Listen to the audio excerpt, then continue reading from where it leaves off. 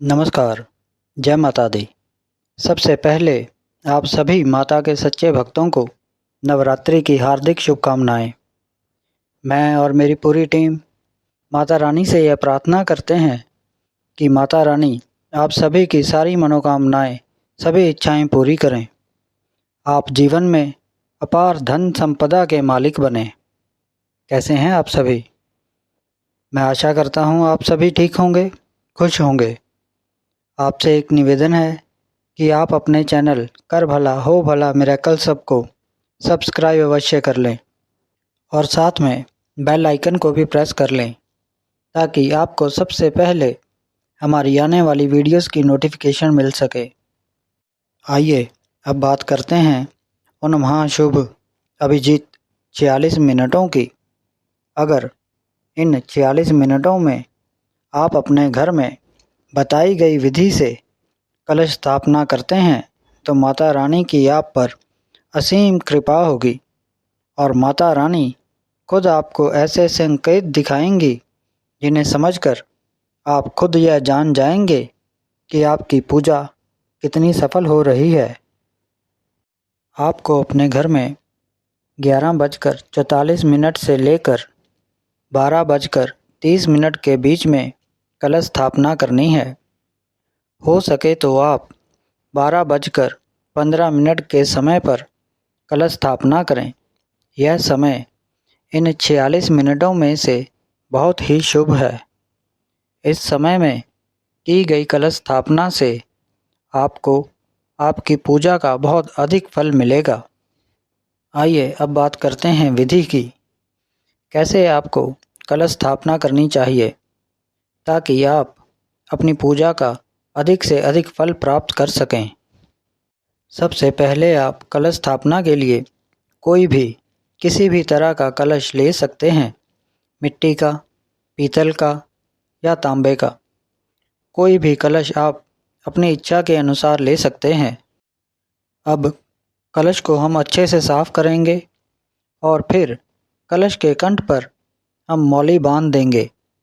मौली को हम कलश के कंठ पर 5 बार घुमाकर बांधेंगे।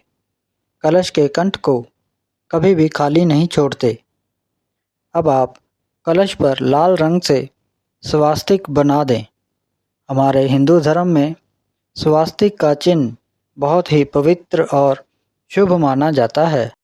अब हम सबसे पहले कलश में गंगा मैया को याद करते हुए गंगा जल डालेंगे।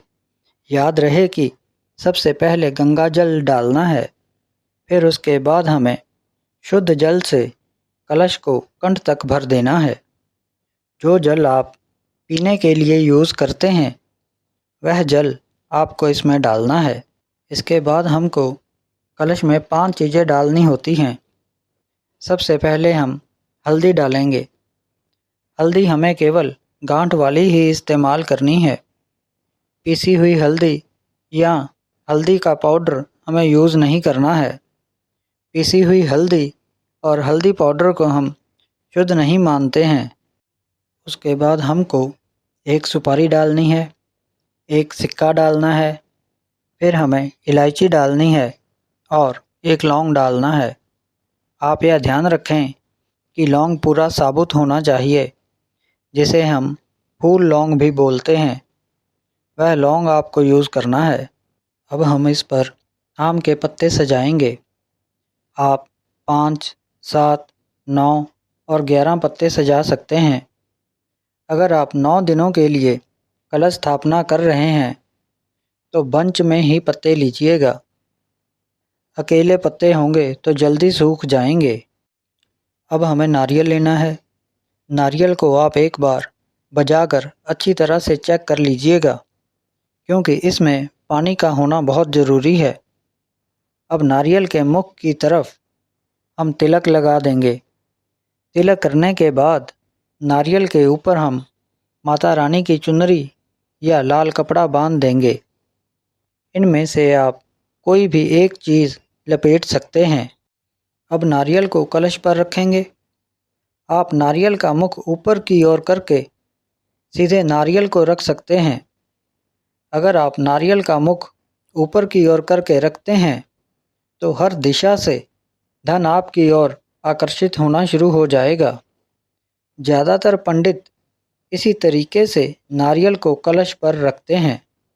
आपको एक मिट्टी के पात्र में ज्वारों की खेती करनी है, क्योंकि इसके बिना आपकी पूजा अधूरी मानी जाती है।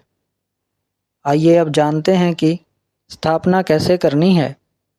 आपने जिस स्थान पर माता रानी, माँ आदि शक्ति जगदम्बा की मूर्ति विराजमान की है, तो माता रानी की दाहिनी तरफ आप रंगोली बना लें और उस रंगोली में थोड़े से चावल रख दें। अब इस रंगोली के ऊपर आपने वह मिट्टी का पात्र रखना है जिसमें आपने ज्वारों की खेती की है। अब आप ज्वारों की खेती वाले पात्र पर अपनी कलश स्थापना कर लें। एक बात का विशेष ध्यान रखना है कि एक बार जब कलश की स्थापना कर लें, फिर आप उसे पूरे 9 दिनों तक हिला नहीं सकते। अगर आपको यह जानकारी अच्छी लगी हो तो वीडियो को लाइक और शेयर अवश्य करें, ताकि अन्य लोग भी इस जानकारी से लाभ प्राप्त कर सकें। अंत में माता रानी से यही प्रार्थना करते हैं कि आप सभी खुश रहें और ये नवरात्रि आप सभी के लिए मंगलमय हो। जय माता दी।